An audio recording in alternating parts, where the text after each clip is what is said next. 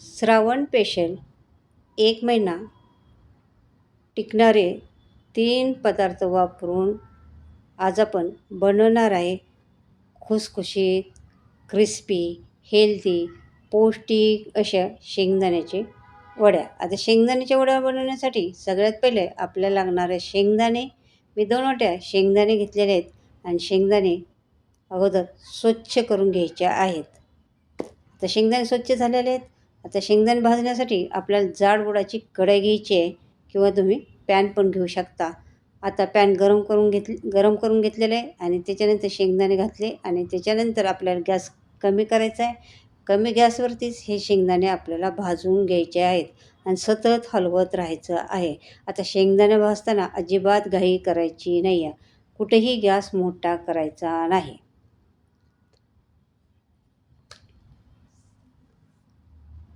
आणि बघा शेंगदाणे अगदी शेंगदाण्याचा खडखडीत असा आवाज आला पाहिजे आणि हाताने जर आपण शेंगदाणे चोळलं तर त्याचे छिलके निघाले पाहिजेत. तर आपले शेंगदाणे अगदी व्यवस्थित भाजलेले आहेत. इथं आपल्याला आता गॅस बंद करायचा आहे आणि हे शेंगदाणे एका प्लेटमध्ये काढून घ्यायचे आहेत आणि शेंगदाणे थंड होण्यासाठी ठेवायचे आहेत. आता शेंगदाणे आपले थंड होतात तोपर्यंत आपण ज्या वाटीने शेंगदाणे घेतले त्या वाटीने अर्ध्या वाटी खोबरं मी खिसून घेतलेले आहेत आणि हे खिस आपल्याला हलकासा तांबूस रंग येईपर्यंत भाजून घ्यायचा. कमी गॅसवरतीच भाजायचं आहे.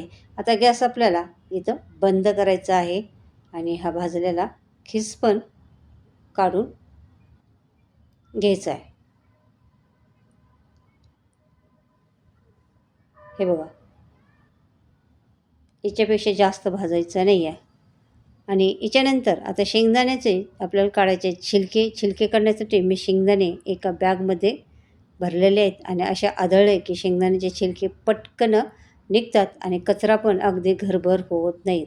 आता मोठ्या झाऱ्या घ्यायचा आणि त्या झाऱ्याने हे शेंगदाणे असे चाळून घ्यायचे आहेत. त्याच्यामुळं काय होतं शेंगदाणे त्या झाऱ्यावरती राहतात आणि त्याचे छिलके प्लेटमध्ये पडतात आणि अगदी पटकन शेंगदाणेचे छिलके काढायचे होतात.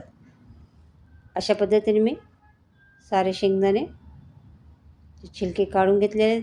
आता एक मिक्सरचं मोठं भांडं घ्यायचं आहे आणि अर्धे शेंगदाणे घालायचे आणि पल्स मोडवरती मिक्सर कमी जास्त करून 2 सेकंदापर्यंत असं फिरून घ्यायचं आहे आणि त्याच्यानंतर जाडसर भरड अशी तयार करून घ्यायची आहे.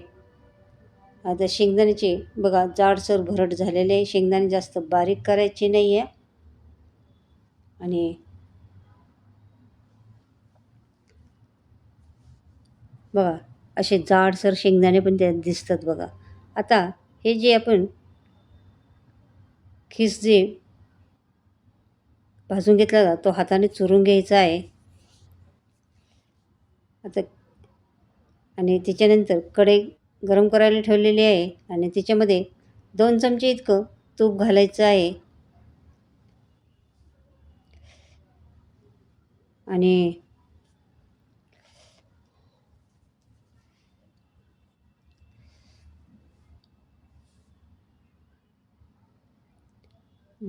ज्या वाटेने शेंगदाणे घेतले त्याच वाटेने 1.25 वाटे मी गूळ घेतलेला आहे आणि आपल्याला इथं गॅस कमी ठेवायचा आहे आणि गूळ फक्त वितळून घ्यायचा आहे. त्याचा आपल्याला पाक करायचा नाही. आता गूळ वितळलेला आहे त्याच्यामध्ये ही शेंगदाण्याची जाडसर भरड घालून घ्यायची आहे आणि त्याच्यानंतर हे बारीक केलेलं खोबरं पण घालून घ्यायचं आहे आणि चांगलं मिक्स करून घ्यायचं आहे आणि 1 चमचे इतकं इलायची पावडर घालायची आहे आणि पुन्हा एकदा चांगलं मिक्स करायचं आहे आणि अगदी बघा असा याचा गोळा झाला पाहिजे. आता गोळा व्हायला लागलेला आहे आणि प्लेटमध्ये तूप लावून घ्यायचं आहे. ज्या प्लेटमध्ये आपल्याला वड्या बनवायच्या आहेत त्याला तूप लावून घेतलेलं आहे अगोदर आणि त्याच्यामध्ये हे मिश्रण घालायचं आहे आणि त्याच्यानंतर एक वाटीला तूप लावून घ्यायचं आहे आणि त्याच्यानंतर ह्या वड्या आपल्याला अगदी व्यवस्थित मिश्रण पसरून घ्यायचं आहे. अगदी एकसारखं पसरायचं आहे. आता हे मिश्रण बघा मस्त असे वड्या पसरून झालेल्या आहेत. मिश्रण पसरून झालेलं आहे. आता हे कोमट आहे तोपर्यंतच याला वड्या कट करून घ्यायच्या आहेत. आता आकार तुम्ही तुमच्या आवडीनुसार देऊ शकता.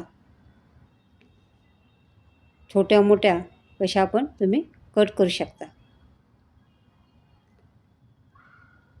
आता हे वड्या कट केल्या की तुम्हाला 1 तासभर ह्या वड्या थंड करण्यासाठी ठेवायच्या आहेत. लगेच वड्या काढायच्या नाही आहेत, नाहीतर त्या वड्या तुटतील. आता मी चौकोनी वड्या कट करत आहे.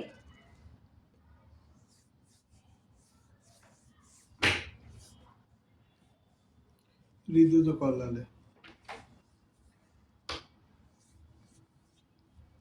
आता वड्या बघा कट करून झालेल्या आहेत. आता 1 तासासाठी आपल्याला हे साईडला ठेवायचे आहेत आणि 1 तासानंतर ह्या वड्या आपल्याला काढायच्या आहेत. आता बघा 1 तास झालेला आहे आणि 1 तासानंतर आता आपण वड्या काढणार आहोत. आता वड्या काढताना आपल्याला कडेने सुरुवात करायची आहे. आधीमध्ये काढायच्या नाहीत, नाहीतर वड्या तुटू शकतात. आता साईडने काढायचे आहे. साईडने एकात दुसरी तुटली तरी चालते. आता एक वडी माझ्याकडनं तुटलेल्या आहेत, पण बाकीच्या वड्या अगदी व्यवस्थित निघालेल्या आहेत. आणि बघा आता बघा अगदी सगळ्या वड्या व्यवस्थित हललेल्या आहेत, म्हणजे आणि तुटत पण नाही आहे.